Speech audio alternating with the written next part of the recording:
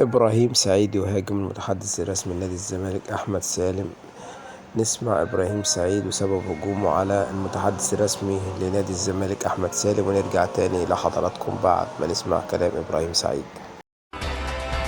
معانا تصريح للاستاذ احمد سالم المتحدث الرسمي لنادي الزمالك.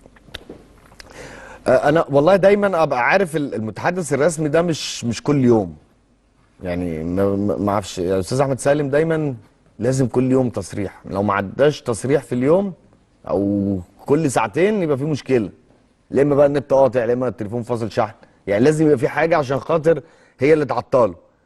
ودايما التصريحات بتاعته بصراحه غريبه جدا، يعني دايما بصوا يا جماعه، مع احترامي، في ناس لعبت كوره فاللي يجي يتكلم كوره هيبقى حافظ، هيبقى عارف يتعامل ازاي. هو مش مجرد لباقه ومجرد كلام حلو وكلام اللي هو بتاع التنميه البشريه ده. في الكوره موضوع مختلف تماما. شفت له تصريح بصراحه غريب ملوش علاقه بالكوره خالص. بص التصريح بيقول ايه.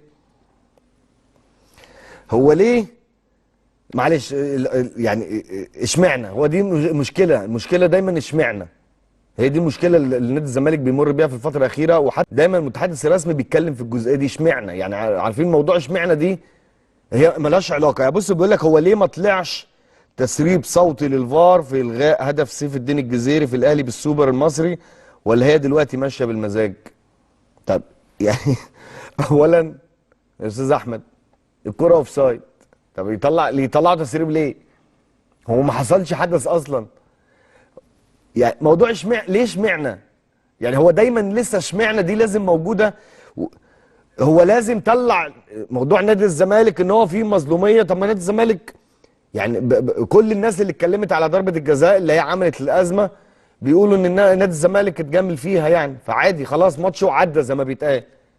ما حدش يتكلم في خالص في الجزئيه دي، خلاص مباراه باخطاء كابتن محمد عادل بمشاكله بالتسريبات اللي حصلت. بس ايه علاقه هدف الجزيري اللي اتلغى في السوبر بالدوري المصري؟ يعني ايه العلاقه بين ده وده؟ وليه تسريب هو ليه يتسرب؟ ما هي اصلا الكوره اوف سايد. يا استاذ احمد انا عارف انت ما لعبتش كوره، مالكش علاقه بالكوره، انت مجرد ان انت مشاهد ومجرد ان انت مقدم برنامج. فالجزئيه بتاعت الكوره دي لما تيجي تتكلم فيها حاول تتعلمها شويه، يعني حاول تشتغل على نفسك اكتر. مش عيب على فكره، يعني في ناس من الجمهور ما شاء الله ممكن يتكلم احسن مني ومنك، بس هو متابع. غير لما انا بقول كلام وخلاص اي حاجه يتقال اللي هو مجرد ان انا صرحت، يلا انا هو صرحت لكم يلا اي خدمه اللي هو انا موجود. لا هو مش موضوع انا موجود وخلاص، هي كوره اوف سايد، ودي بطوله ودي بطوله، يعني دي بطوله ودي بطوله ملهاش علاقه خالص. يعني فما اعرفش ايه العلاقه ما بين السوبر والعلاقه ما بين المباراه دي. دي ازمه ودي ازمه، وخصوصا كمان هدف الجزيري اوف سايد، والله اوف سايد.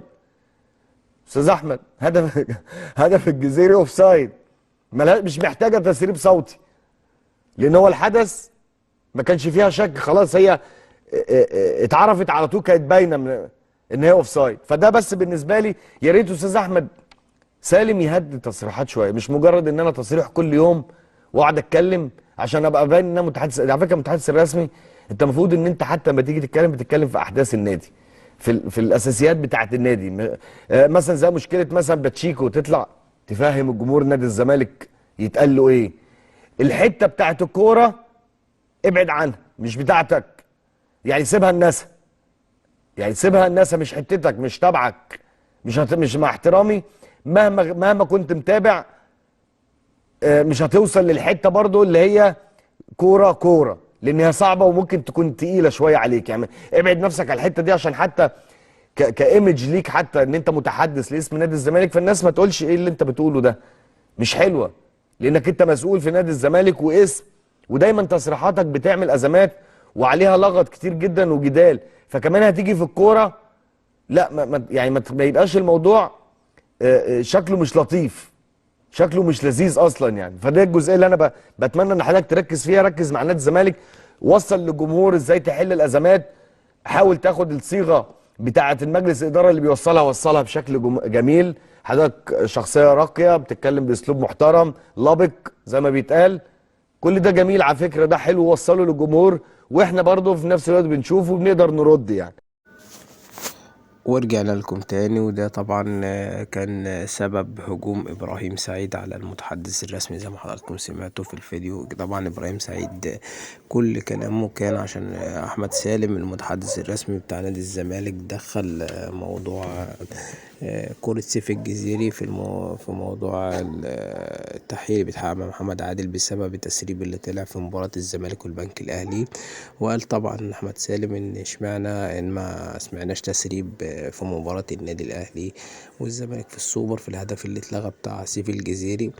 فطبعا إبراهيم سعيد زي ما حضراتكم سمعتوا رد عليه وقال له دي بطولة ودي بطولة، وبعدين ما كانش في أي مشكلة في مباراة السوبر، والكورة فعلا اوفسايد، لكن الكورة دي كان فيها شك.